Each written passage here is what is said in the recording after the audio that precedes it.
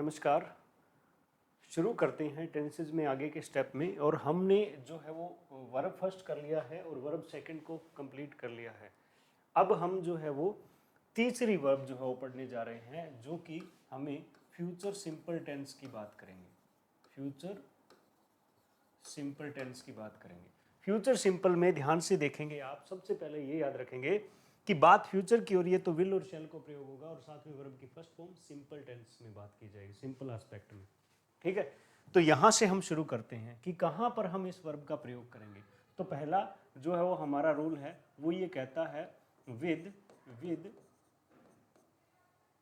With some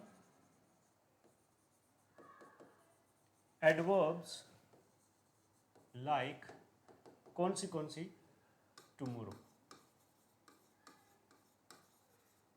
ठीक, next morning, next के बाद में कुछ भी आ जाए, नेक्स्ट डे आ जाए, नेक्स्ट मॉर्निंग आ जाए,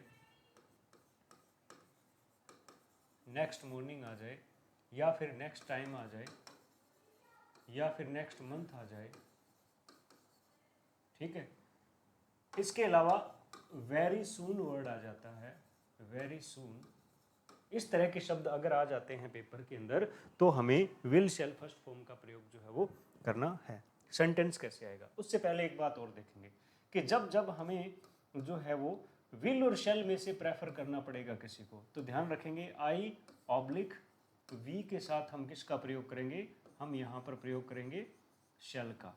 और बाकी जो है वो अदर सब्जेक्ट बच जाते हैं, अदर जो है वो सब्जेक्ट के साथ हम किसका प्रयोग करेंगे, विल का प्रयोग करेंगे। ये साधारण बात है, लेकिन ये बात आप ध्यान में रखें कि इंग्लिश लैंग्वेज के अंदर दो ऐसे शब्द हैं जिनका प्रयोग कम होता जा रहा है। पहला है शेल, पहला क्या है, शेल, और दूसरा है whom। देखिए, अगर हम बात करें शेल वर्ड की तो इसकी जगह जो है वो विल कवर कर रहा है। अगर बात करें whom की तो इसकी जगह जो है वो who कवर कर रहा है। तो ये जो है वो बहुत हार्ड एंड फास्ट रूल नहीं है। अगर आपको ऑप्शन में अगर ट्रेडिशनल अप्रोच के अकॉर्डिंग चले तो आप ध्यान में रखेंगे कि आई वी के साथ शेल का ही प्रयोग करेंगे। हमें पेपर में आई वी के साथ शेल का प्रयोग करना है, ठीक है, और अदर सब्जेक्ट के साथ जो है वो विल का प्रयोग करना है। लेकिन कुछ इस तरह की बातें भी ध्यान में रखें। मान लीजिए अगर चार ऑप्शन में शेल नहीं हो तो भी हम विल का प्रयोग कर सकते हैं। एक एग्जाम्पल के तौर पर मैं आपको बताता हूँ, बहुत बार ऐसी परिस्थितियाँ आती है पेपर में। कैसे कि I space meet you on Monday, ये सेंटेंस है। अब इसमें हमें वर्ब फिल करनी है। मान लीजिए साधारण क्वेश्चन माना मैंने और इसके अंदर पहला ऑप्शन आ जाता है विल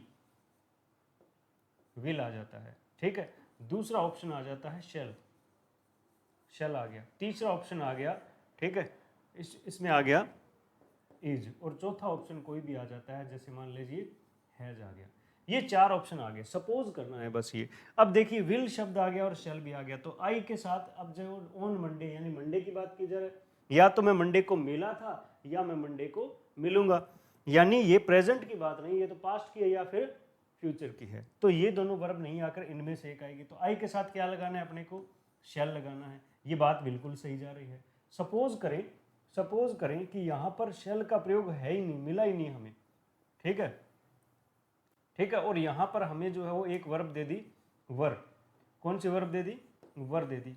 अब हमें ये फ्यूचर की तो बात है लेकिन हमारे पास विल है, तो हमें ये करना पड़ेगा, तो हमें ये बात जो है वो करनी पड़ेगी। तो इस बात से अंदाजा ये लगाना है कि आई वी के साथ जो है वो शेल का प्रयोग होता है, ये ऑथेंटिक है, बिल्कुल सत्य पे आधारित बात है और हमने इसका प्रयोग भी करना है।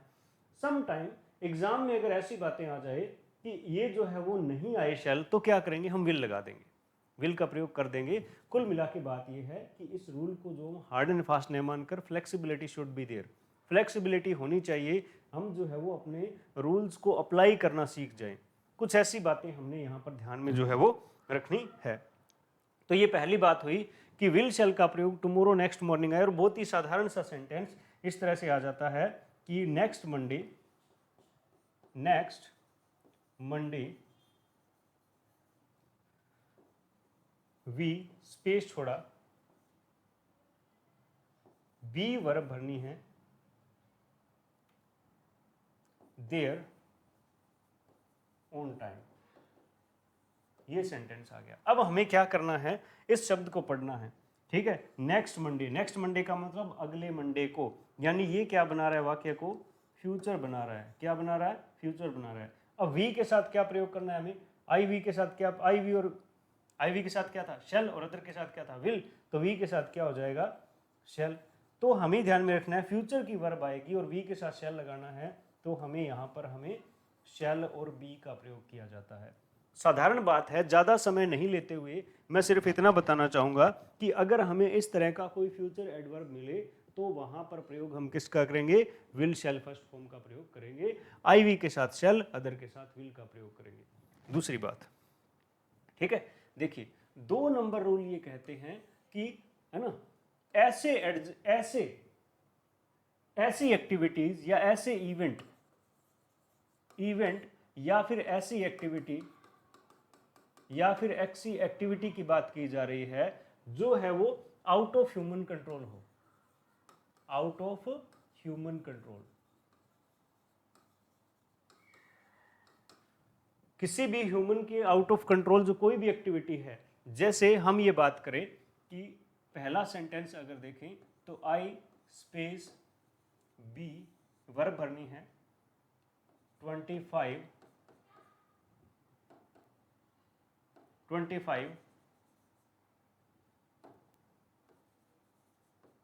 Next month. अब देखो, पहली बात तो नेक्स्ट मंथ की बात की जा रही है, ठीक है, ठीक है। और दूसरी बात, यहां पर आई शैल बी 25, नेक्स्ट मंथ है तो विल शैल आएगा, तो हमने यहां पर शैल बी कर दिया। अब इसका मतलब ये क्या है कि अगले महीने में 25 का हो जाऊंगा, इसका मतलब है ना, क्या हमारे ऊपर डिपेंड है क्या हम कितने साल के होने, कहाँ रुकना है, नहीं है, यानी हमारा इस पर कोई कंट्रोल जो है वो नहीं है। देयर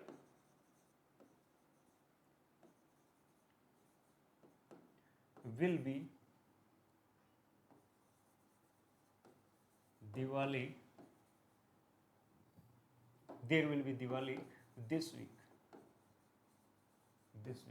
इस हफ्ते में दिवाली मनाई जाएगी, ठीक है। तो देयर विल बी दिवाली। अब इसमें दिवाली के आने और जाने पर हमारा कोई कंट्रोल नहीं है।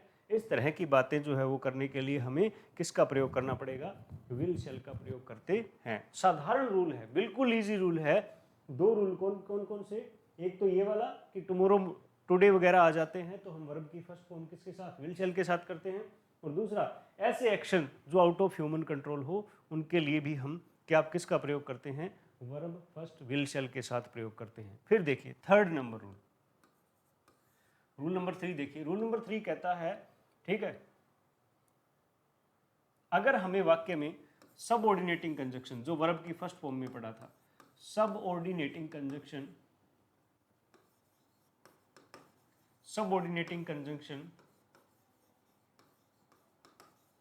Of time and condition, subordinating conjunction of time and condition कौन कौन से, वंस अगेन मैं लिख रहा हूं, when, before, after, if, until, unless.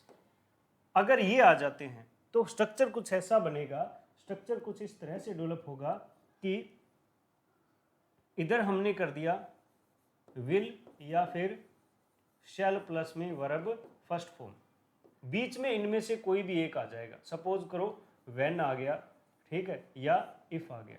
क्या आ गया, इफ आ गया, दोनों में से कोई एक कंजक्शन आ गया, तो इधर हमने क्या करना है, वर्ब की फर्स्ट फॉर्म करना है। देखिए पहले हमने पढ़ा था इन द प्रीवियस क्लास, हमने ये बात पढ़ी थी कि जब कभी भी हम इस तरह की परिस्थितियों को देखेंगे, ठीक है, जब कभी भी हम इस तरह की परिस्थितियों को देखेंगे, इसमें देखिए कि अगर subordinating conjunction of time and condition आ जाता है तो उसके बाद में हमें विल शैल नहीं लगाना, इधर वाली साइड लगाएंगे, इधर वाली साइड लगाएंगे। लेकिन हमें ये ध्यान में रखना है कि ये बात आती है ना, सिर्फ यही बात, व्हेन के साथ फर्स्ट, विल शैल के, सॉरी, इफ के साथ फर्स्ट, ये बातें आती है ना, तभी इधर विल शैल करेंगे। जैसे यहाँ पर वर्ब की सेकंड फॉर्म हो जाएगी यहाँ पर सेकंड होगी, इधर भी वर्ब जो है वो बदल जाएगी, वो मैं आपको आगे बताऊंगा। ठीक है, ध्यान से देखें। अभी के लिए इतना ख्याल रखें कि जब जब हम व्हेन के साथ फर्स्ट फॉर्म या इफ के साथ फर्स्ट फॉर्म देखें तो दूसरी वाली साइड विल शैल का प्रयोग करना है। सेंटेंस देखिए जरा, सेंटेंस देखिए, if you come on time, if you come on time we space help verb भरनी है यू, ये सेंटेंस आ गया। अब इस सेंटेंस में देखिए हमें क्या मिल गया, इफ मिल गया, कम वर्ब की फर्स्ट फॉर्म मिल गया, ये क्या है वर्ब की फर्स्ट फॉर्म है, ये क्या मिल गया हमें, इफ मिल गया, बचा क्या विल शैल फर्स्ट, तो इसमें आ जाएगा वी शैल हेल्प आ जाएगा, क्या आ जाएगा वी शैल हेल्प। तो बहुत ही साधारण रूल है फ्यूचर सिंपल के, बहुत ही साधारण रूल है फ्यूचर सिंपल के। कैसे रूल है कि अगर हमें ये 3 रूल याद है कि विल शैल के साथ वर्ब की फर्स्ट फॉर्म का प्रयोग कब किया जाएगा, 3 बातों में। पहली बात क्या हो जाएगी, पहली बात हो जाएगी tomorrow, next morning, next day के सेंस में।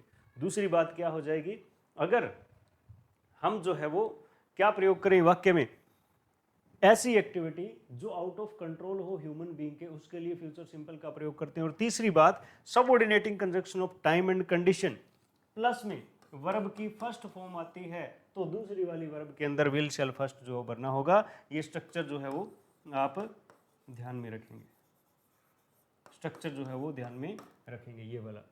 तो ये बातें बहुत ही आसान है, इजी है, और आपको पढ़ने में बहुत ज़्यादा हेल्प मिलेगी।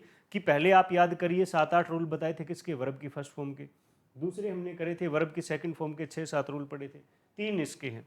तो ऐसे पहले रूल को याद करना पड़ेगा। यहाँ पर हमारी जो है वो फ्यूचर सिंपल की वर्ब जो है वो कंप्लीट होती है।